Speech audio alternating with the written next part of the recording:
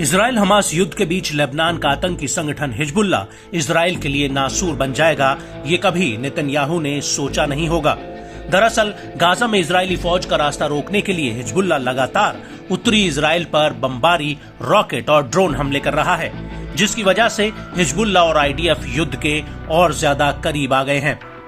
वहीं आईडीएफ भी हिजबुल्लाह के हमलों का माकूल जवाब दे रही है, लेकिन इसके बावजूद हिजबुल्लाह इजरायली सेना पर हमले रोकने के लिए तैयार नहीं है। और अब इसी कड़ी में हिजबुल्लाह ने उत्तरी इजराइल में एक ही दिन में 6 बड़े हमले किए हैं, जिनसे इजरायली फौज दहल उठी है।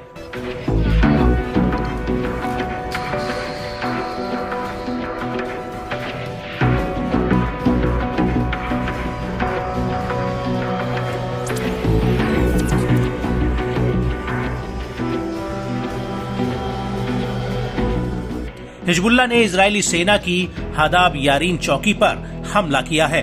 इसके बाद बिरकत रिशा सैन्य चौकी पर हिजबुल्लाह ने मिसाइलें दागी हैं। ये चौकी दक्षिणी लेबनान के यारीन कस्बे के बिल्कुल ठीक सामने है।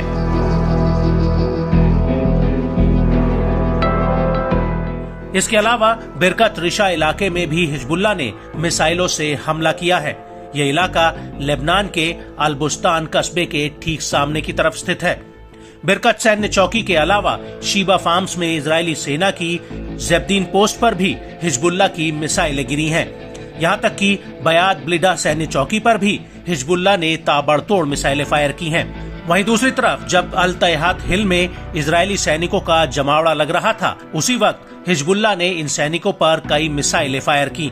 लेकिन ऐसा नहीं कि हिजबुल्लाह के इन हमलों के बाद इजरायली सेना शांत बैठी हो, बल्कि इजरायली एयरफोर्स के लड़ाकू जेट्स ने हिजबुल्लाह के इन हमलों का कड़ा जवाब देते हुए दक्षिणी लेबनान के कई इलाकों को आग का गोला बना दिया।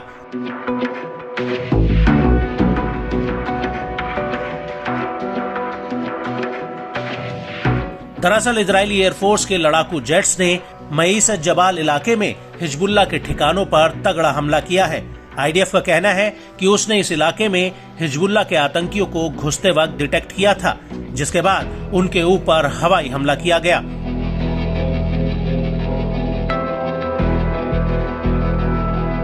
वहीं उडाइसे इलाके में भी इजरायली सेना के लड़ाकू जेट्स ने हिजबुल्लाह के एक सैन्य ढांचे पर एयर स्ट्राइक की है। और इससे पहले 18 मार्च को इजरायली एयरफोर्स ने काफुर किला में हिजबुल्लाह पर अटैक किया था और इसी दौरान हिजबुल्लाह ने यिफ्ता, माउंट दोव और मनारा इलाके की तरफ भी हमले किए थे और आईडीएफ ने उन सभी लॉन्चिंग पैड को तबाह कर दिया, जहां से इन इलाकों पर हमले किए गए थे।